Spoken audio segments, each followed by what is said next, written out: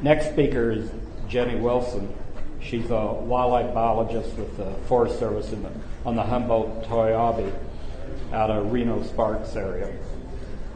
She's currently a forest biologist on the Humboldt-Toiyabe, has worked there for 6 years.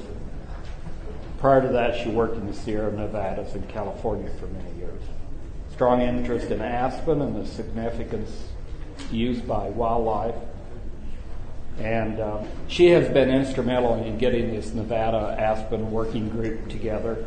And we also have a southeastern Idaho working group that we'll talk a little bit later.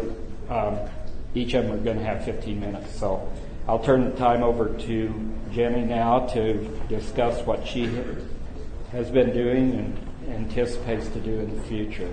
Genny. Good afternoon.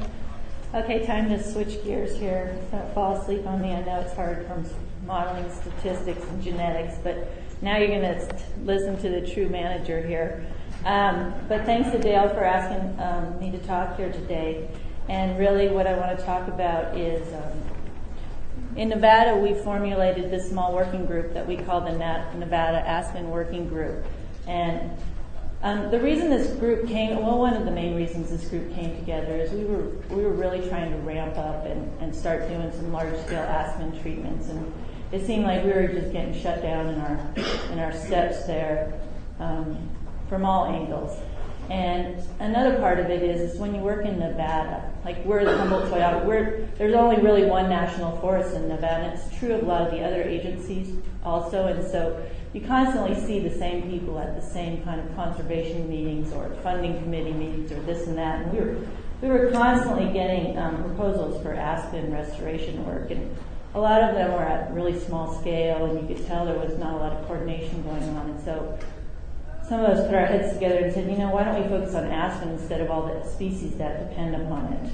And so quickly, you can see that there's been several partners that have stepped right up and are part of this group.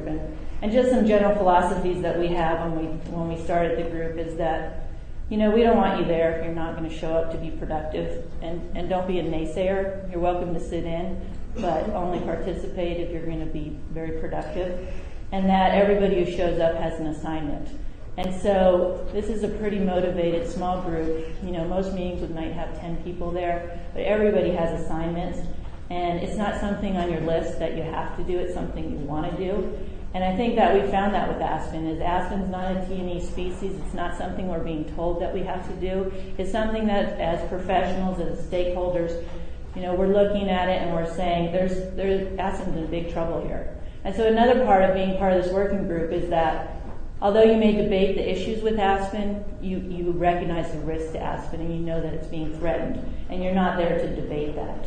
And so this group has quickly come together. And the group's objectives really are to recognize the significance of aspen, the biodiversity, recreation, social economic values, all the things that have been talked about today, and not so much recognize them within the group, but recognize them to all the stakeholders, the land management agencies and the state agencies that are working on those issues, and the people that are dependent upon the values of aspen. And then, like I said, that really the people that are members of this group, they've accepted there's threats, there's risk to aspen. But really the message from this group is to try to get out there in Nevada, which is a very, very difficult place to work with the livestock industry, the mining activity there. There's a lot of people that depend upon the environment where aspen grows. And so to make that inroad into those communities and to try to approach this subject, you've got to be very tactful in doing that.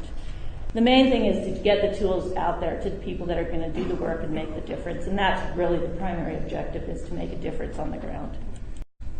And so actually before lunch, I think we heard a lot about the birds that depend upon biodiversity. And so when I first came to the forest, one of the big issues we were being hit with was the whole nesting period for migratory birds. That how dare you go in and light these stands on fire when these birds are just initiating nesting, and how many birds are you taking out? And so we initiated a very large-scale monitoring program on the forest to really take a look at what species of birds are dependent upon aspen and when they're initiating their nesting periods.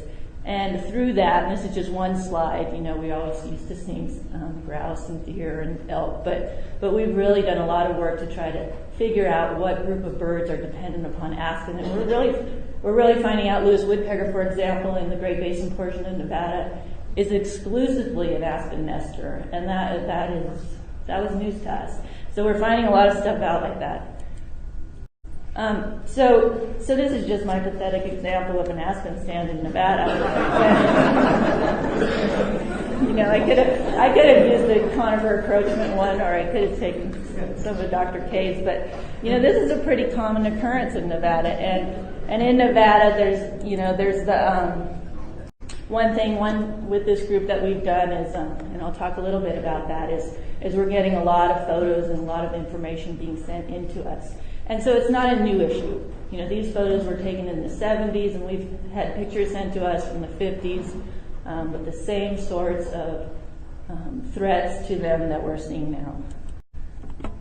The other thing that's going on in Nevada is that, and actually there's been a lot of talk about that the increase in at least wild ungulates and elk in Nevada are really, the range of elk in Nevada is expanding, that the mountain ranges in central Nevada all have elk in them now. Elk are moving down from Idaho into the Santa Rosa range. I'm thinking the Shell Range, the Snake Range, all those populations elk are going up. And so what that does is it just really adds one more factor to the picture, really the name calling. It's the elk, it's the cows, it's whoever it is. But there's no doubt that as the elk populations increase, that we're going to have more and more debates on this subject. And so it is really important that the State Department of Wildlife and the State Department of Agriculture that oversees the livestock industry are both parts of this group. But really, wherever you go in Nevada, you see some of the same problems. And so it's not very hard to make the case that there's threats to aspen in Nevada. And so, like I was saying, one of the primary objectives that we have is to gather existing information up about aspen in Nevada. And you probably all didn't notice this, but I did, of course.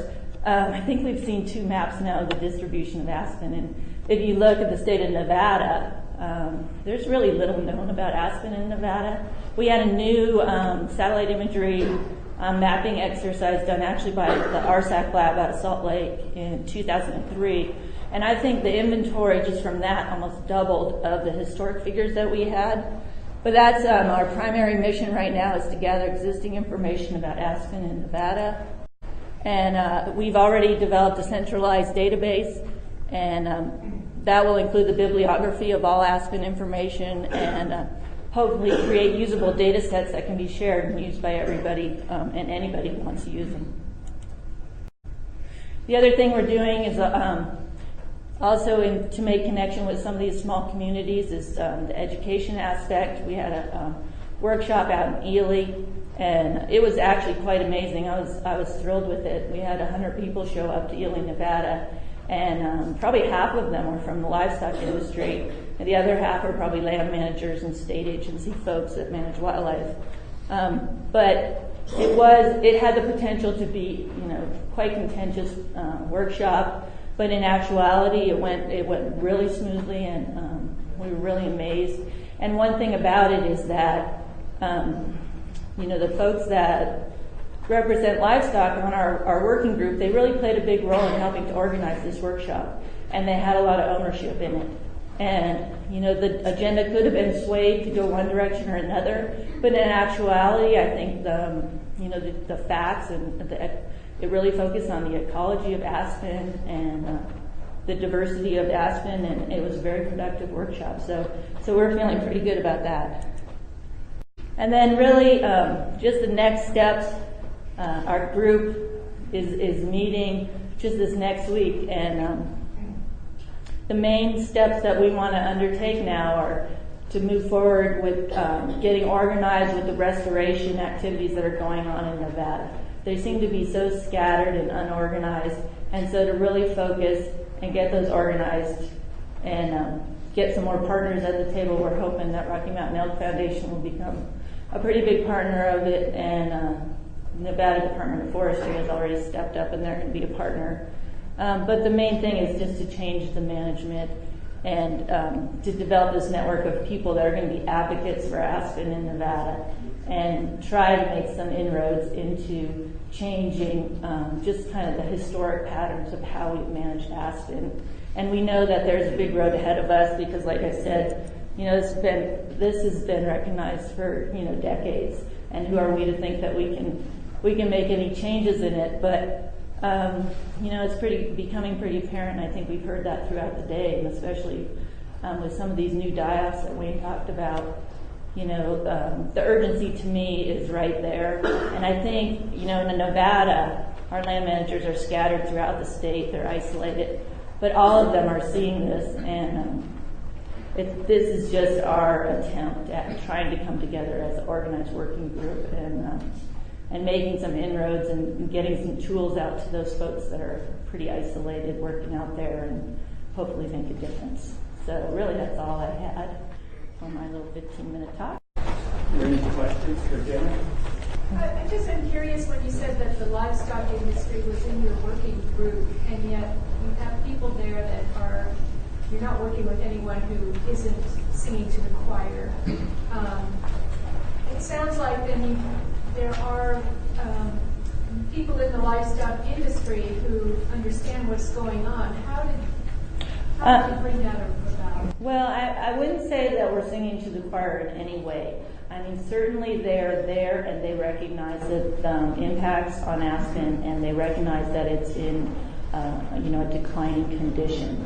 Whether in fact the majority of folks that are producers would stand up and say that it's due to sheep or cattle, I'm not sure they're going to volunteer that, but certainly they are more than willing to talk about changes in management, whether that's